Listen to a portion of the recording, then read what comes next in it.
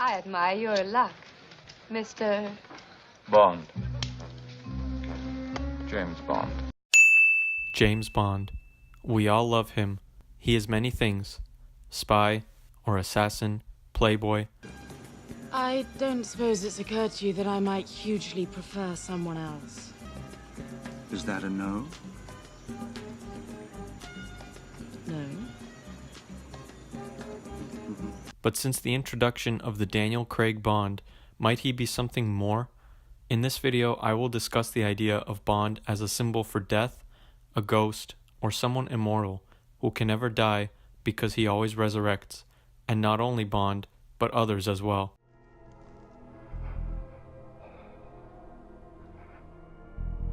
Look upon your work, Mala. The fact that he is an assassin is a minor support. Bond kills people. Even if it's a direct order not to terminate, he does so anyway simply because he thinks it's right. This is a defining characteristic of the Daniel Craig Bond, who is portrayed as rebellious, as a loose cannon. You stormed into an embassy. You violated the only absolutely inviolate rule of international relationships. And why? So you could kill a nobody. We wanted to question him, not to kill him. Is he still alive? He is. I'm surprised. Bond brings death to whomever he chooses. In addition to this, even those whom he wishes would remain alive eventually die just merely by knowing him or sleeping with him. Too late to make a run for it. But obviously, this isn't enough evidence. Let's look at the first film, Casino Royale, where the first instance of this appears. We see Bond walking around in this place, interestingly enough, a place of the dead. He has brought this guy here so he can claim him as his next victim. During the poker game, when Bond is poisoned, he immediately does everything he can to prevent dying. Stay calm and don't interrupt, because you'll be dead within 2 minutes unless you do exactly what I tell you. I'm all ears.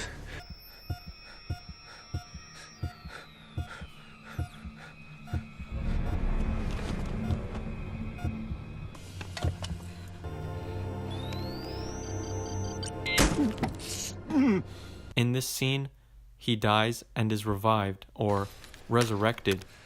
As soon as I've won this game. We're not seriously going back there.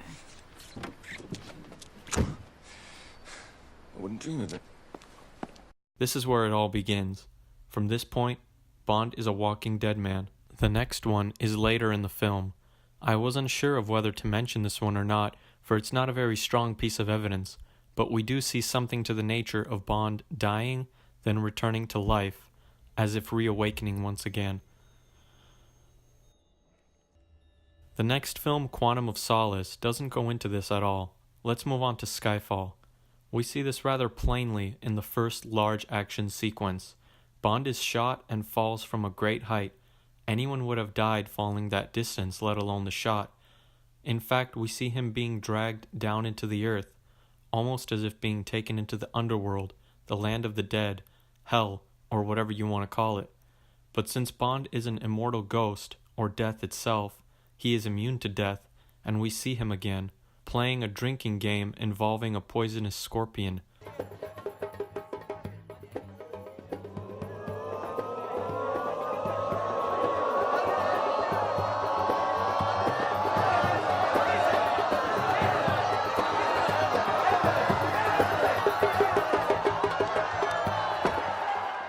He can do these things because he doesn't have to worry about death. Next, we have this scene.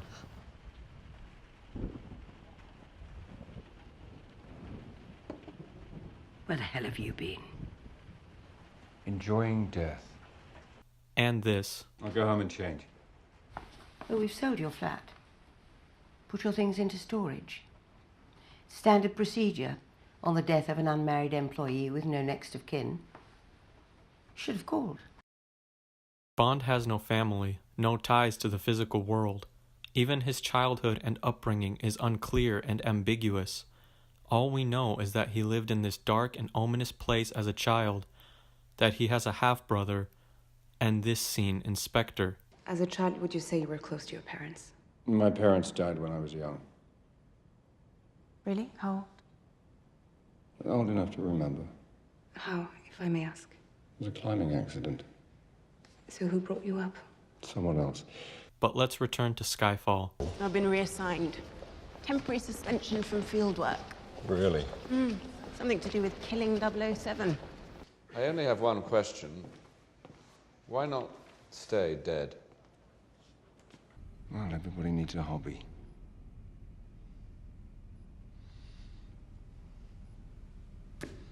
So what's yours?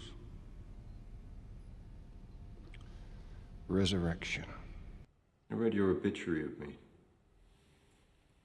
And? Appalling.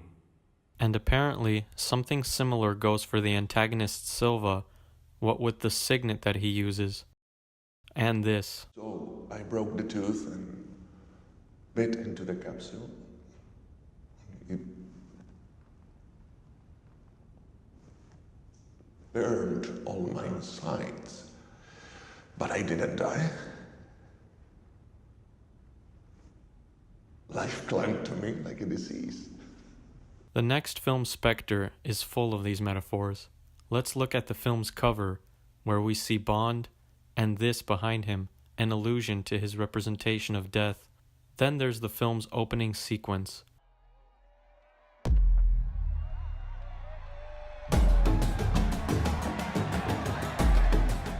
We find ourselves in Mexico City during the holiday Dias de los Muertos, the Day of the Dead. I don't think this was some stylistic choice selected out of indifference simply because it was cool or creative. It speaks precisely to what Bond has been molded into. We see in this scene that he's a dead man yet again, and then gradually,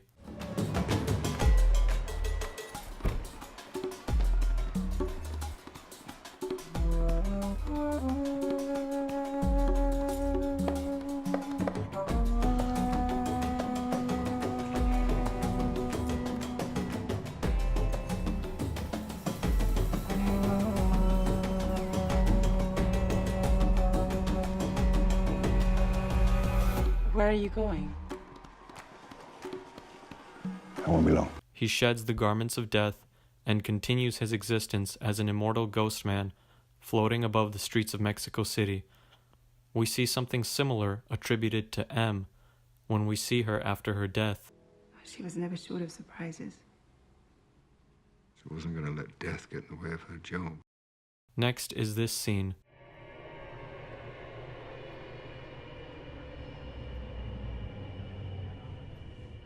Do me a favor, make it quick. Upstairs, Mr. White. With Bond dressed in all black. I always knew death would wear a familiar face, but not yours. It's what your displeasure, Mr. Bond. So, here we are, Mr. Bond. Two dead men enjoying the evening. Your daughter. You won't find her. She's clever. She's smarter than me. She knows how to hide. I can protect her if you tell me where he is. I can keep her alive. Yeah.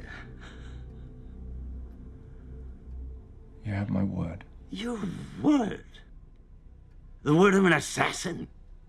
There is an allusion here to the film The Seventh Seal, where the hero tries bargaining with death by playing chess, and in this scene we see a man talking with death over a chessboard. That's my word.